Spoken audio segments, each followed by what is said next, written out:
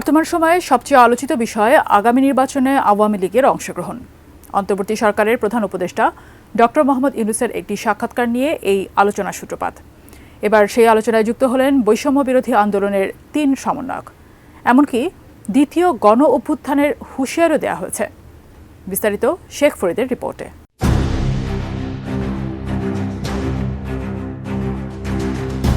জুলাই গণহত্যার বিচারের আগে আওয়ামী লীগকে কোনো নির্বাচনে অংশগ্রহণ করতে দেওয়া হবে না বলে ঘোষণা দিয়েছেন বৈষম্য বিরোধী ছাত্র আন্দোলনের অন্যতম সমন্বয়ক সাজিস আলম।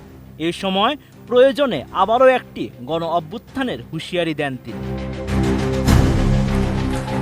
১৯ নভেম্বর সামাজিক যোগাযোগ মাধ্যম ফেসবুকে দেওয়া এক স্ট্যাটাসে এ ঘোষণা দেন জুলাই শহীদ স্মৃতি ফাউন্ডেশনের সাধারণ সম্পাদক। ফেসবুকে তিনি লিখেন, গণহত্যার বিচারের পূর্বে আওয়ামী লীগকে কোনো নির্বাচনে অংশগ্রহণ করতে দিব না, প্রয়োজনে অভ্যুত্থান হবে।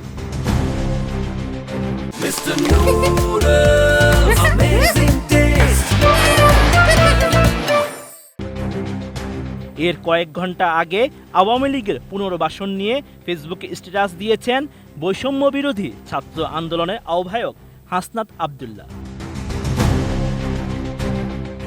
সেখানে তিনি লিখেন, ছেলেদের রক্তের উপর পা রেখে দিল্লিকে ক্যাবলা বানিয়ে ক্ষমতার মসনদে যাওয়ার আকাঙ্ক্ষা জনগণের মুক্তির নিয়তের সঙ্গে বিশ্বাসঘাতকতা। আওয়ামী পুনর্বাসনের জন্য যারা উদ্যোগ নেবে তাদের ইতিহাস গণশত্রু হিসেবে চিহ্নিত হবে। হাসনাত আবদুল্লাহ আরও লিখেন, জুলাই অভ্যুত্থানের স্পিরিটকে যারা ধারণ করে, যারা গণমানুষের আশা আকাঙ্ক্ষার প্রতিফলন ঘটাতে চায়, তারা ২৪ পরবর্তী বাংলাদেশে আওয়ামী লীগের বিচার নিশ্চিত করার দাবি ছাড়া আওয়ামী লীগ নিয়ে রাজনৈতিক অঙ্গনে আর কোনো দ্বিতীয় বক্তব্য দিতে পারে না।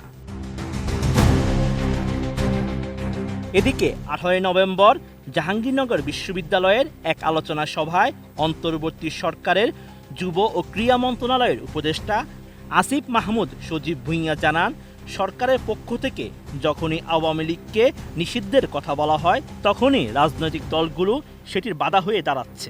১৯৪৫ সালে জার্মানির ফ্যাসিস্ট নাৎসি পার্টিকে নিষিদ্ধ করা হয় এবং এখনও তারা নিষিদ্ধ রয়েছে। সেখান থেকেই বোঝা উচিত আওয়ামী লীগের পরিণতি কি হওয়া উচিত। এর আগে ভারতীয় সংবাদ মাধ্যম দ্য হিন্দুকে সাক্ষাৎকার দেন প্রধান উপদেষ্টা ডক্টর ইউনূস। এই সময় আওয়ামী লীগ নির্বাচনে অংশ নিতে পারবে কিনা এমন প্রশ্নের জবাবে তিনি বলেন, এটা এরই মধ্যে ঘোষণা করা হয়েছে। সরকার রাজনৈতিক দল সম্পর্কে সিদ্ধান্ত নিতে চায়নি, বরং বিএনপি বলছে সব রাজনৈতিক দলকে নির্বাচনে প্রতিদ্বন্দ্বিতা করতে হবে, তাই তারা এরই মধ্যে তাদের রায় দিয়েছে। অন্তর্বর্তী সরকার দেশের একটি বড় দলের মতামতকে অস্বীকার করতে পারে না। Sheikh Farid, ATN news.